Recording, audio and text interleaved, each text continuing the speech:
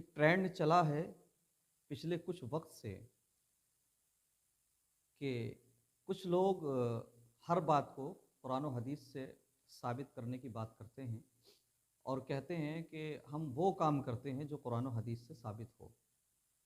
اور جب بھی وہ بات کرتے ہیں تو وہ ریفرنس دیتے ہیں حدیث نمبر کا یا قرآن کی آیت کا۔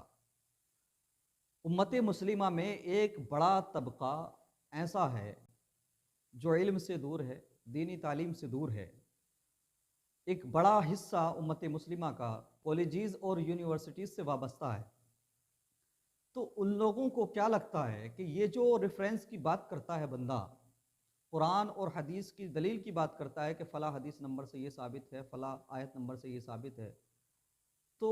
یہ کالجز اور یونیورسٹیز سے تعلق رکھنے والے لوگ بہت خوش ہو جاتے ہیں اور اس کو جو ہے اپنا قائد مان لیتے ہیں اور اس کو سمجھتے ہیں کہ یہ دین کا بہت بڑا جانکار ہے،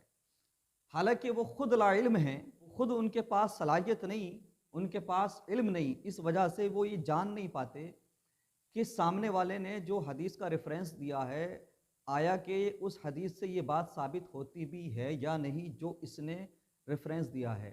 جو بات اس نے کہی ہے اس حدیث سے یہ بات ثابت ہوتی بھی ہے یا نہیں۔ یہ کسی کو پرواہ نہیں، بس حدیث کا ریفرنس دے دیا، آگے گزر گئے۔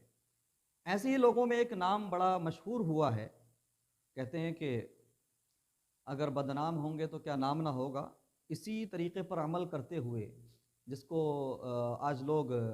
انجینئر محمد علی مرزا کہتے ہیں، اس نے اسی طریقے کو اپنایا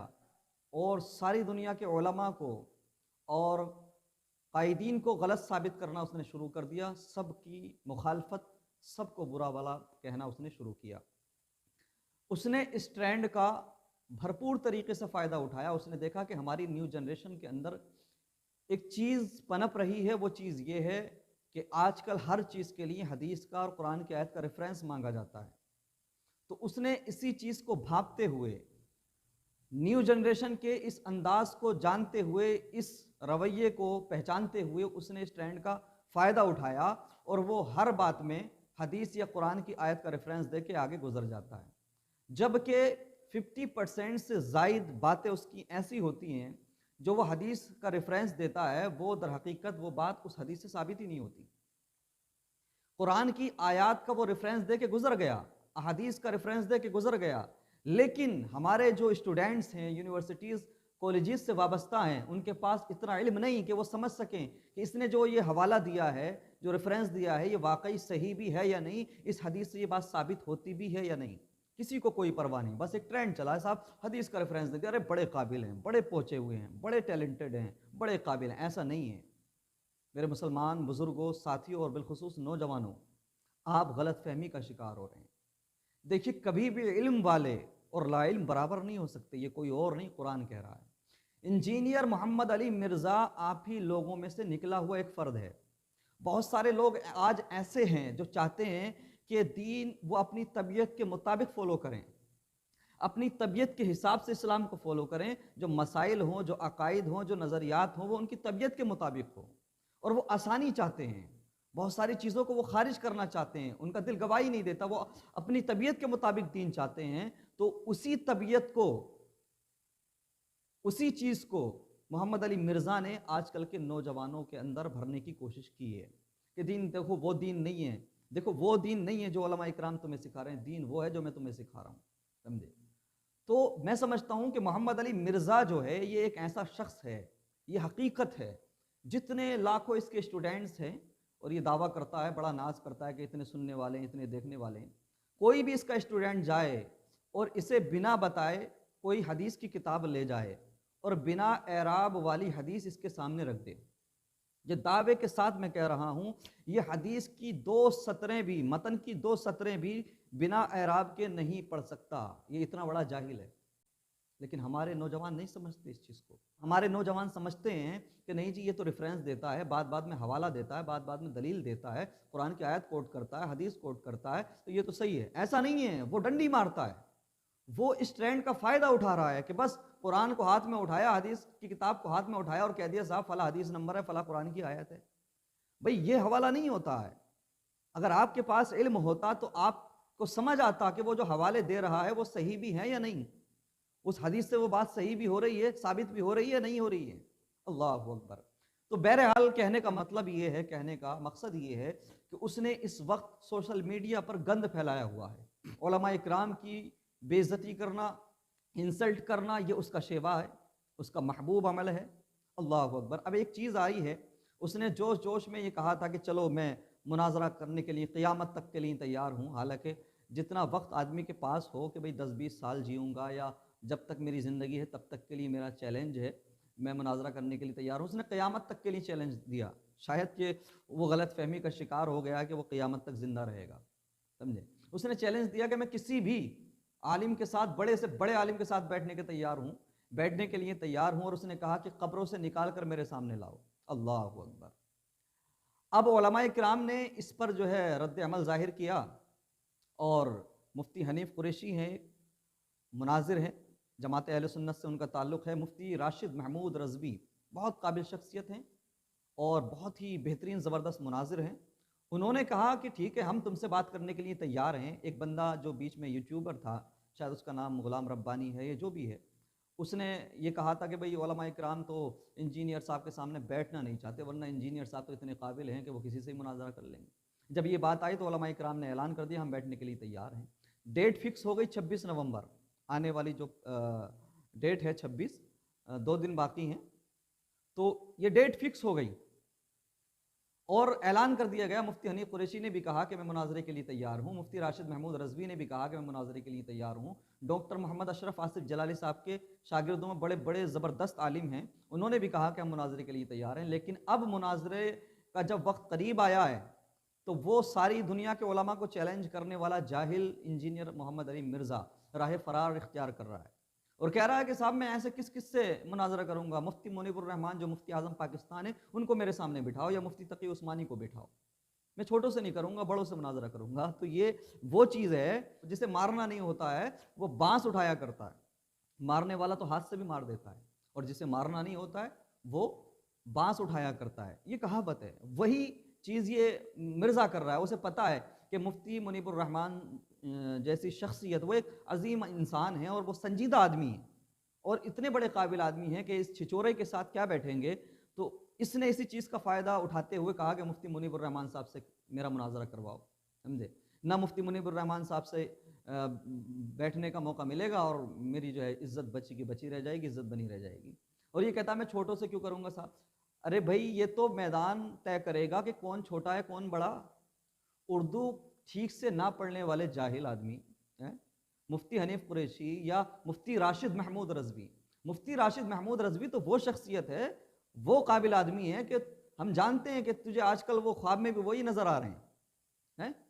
تو ان کے سامنے بیٹھ تو صحیح، جب تو آمنے سامنے بیٹھے گا، فیس ٹو فیس بیٹھے گا، اسی کے بعد تو یہ طے ہوگا کہ کون کتنے پانی میں ہے، کون کتنا قابل ہے۔ بس اپنے اسٹوڈنٹس کو، اپنے چاہنے والوں کو، اپنے ماننے والوں کو گمراہ کرنے کا یہ طریقہ ہے اس کا کہ صاحب میں بڑوں کے ساتھ بیٹھوں گا۔ کس نے کہا مفتی راشد محمود رضوی بڑے نہیں ہیں؟ اہل سنت کے زبردست عالم ہے، وہ بہترین عالم ہے، وہ بیٹھ ان کے سامنے کیا بکواس کر رہا ہے کہ میں چھوٹوں سے بات نہیں کروں گا، بڑوں سے کروں گا۔ در حقیقت معاملہ یہ ہے کہ مرزا جہلمی کی اتنی بھی اوقات نہیں کہ وہ درس نظامی کی چند جماعتیں پڑھنے والے طالب علم سے بھی گفتگو کر سکے، چونکہ وہ کورا ہے،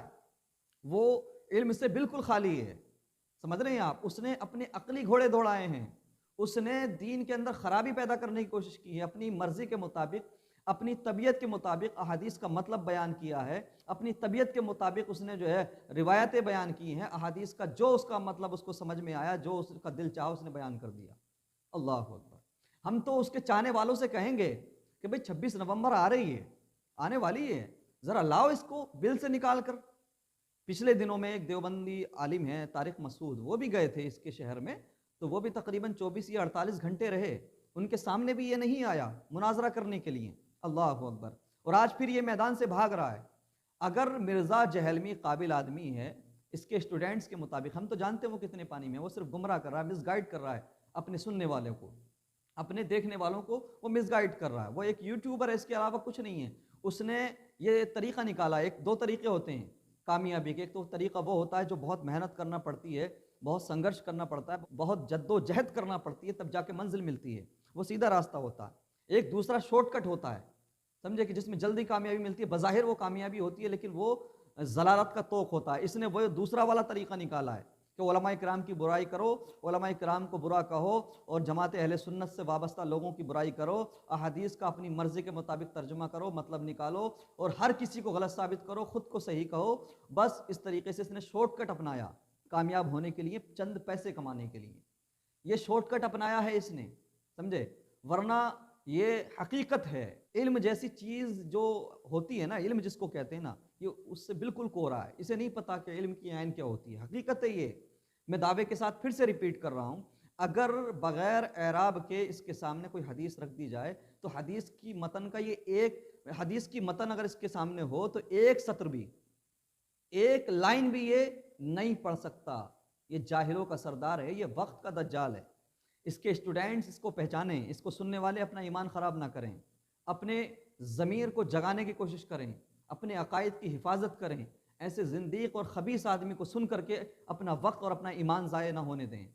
اور اگر کوئی اس کا چاہنے والا ہے، کوئی اس کا ڈائی ہارٹ فین ہے، اور اس کے جو آج کل طوطے ہیں، اس کے جو پٹھو ہیں، اس کے جو پلے ہیں، وہ سوشل میڈیا پہ بڑی بڑی باتیں کرتے ہیں، اگر یہ اس کے اندر کچھ ہے، تمہیں لگتا ہے کہ اگر اس کے اندر کچھ ہے تو 26 نومبر میں اسے لاؤ میدان میں نکال کر کے۔ مفتی راشد محمود رضوی صاحب بھی موجود ہیں، مفتی حنیف قریشی بھی موجود ہیں، علامہ اشرف آصف جلالی صاحب کے شاگرد بھی موجود ہیں، یہ بہت سارے علماء کرام ہیں جو تیرے لیے ہر وقت تیار ہیں۔ انہوں نے اعلان کیا ہوا ہے کہ ہم 24 گھنٹے تیار ہیں۔ اب اگر تیرے اندر جرت ہے، تجھے غیرت ہے، تو میدان میں نکل کر کے آ۔ اس کے اسٹوڈنٹس کے لیے یہ کھلا چیلنج ہے کہ قیامت آ جائے گی، اس نے کہا تھا نا قیامت تک کے لیے مناظرہ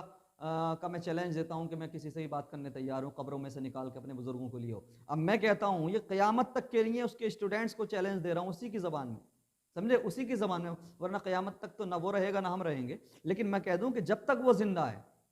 میں اس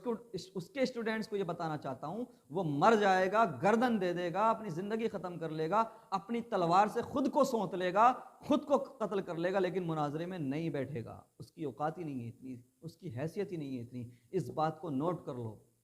اس کو لکھ لو۔ تمہارے مرزے کے اندر اتنی صلاحیت نہیں ہے کہ وہ کسی مناظر کے سامنے بیٹھ سکے، بس وہ تمہیں گمراہ کرتا ہے، ڈینگیں مارتا ہے۔ دیکھ لینا، اللہ نے اگر تمہیں زندگی دی، ہمیں بھی زندگی دی ہے، ہم بھی زندہ ہے، تم بھی زندہ ہے، دیکھ لینا مرزا دنیا سے چلا جائے گا ذلیل ہو کے، لیکن کبھی بھی یہ کسی عالم کے سامنے نہیں بیٹھے گا، بس تمہارے جیسے لوگوں کو گمراہ کرتا رہے گا۔ اللہ تبارک و تعالی ہمارے نوجوانوں کو تمام طرح کے فتنوں سے بچنے کی توفیق عطا فرمائے، اور اپنے ایمان و عقیدے کی حفاظت کرنے کی توفیق عطا فرمائے۔ وآخر دعوانا الحمدللہ رب العالمین وما علینا الا البلاغ۔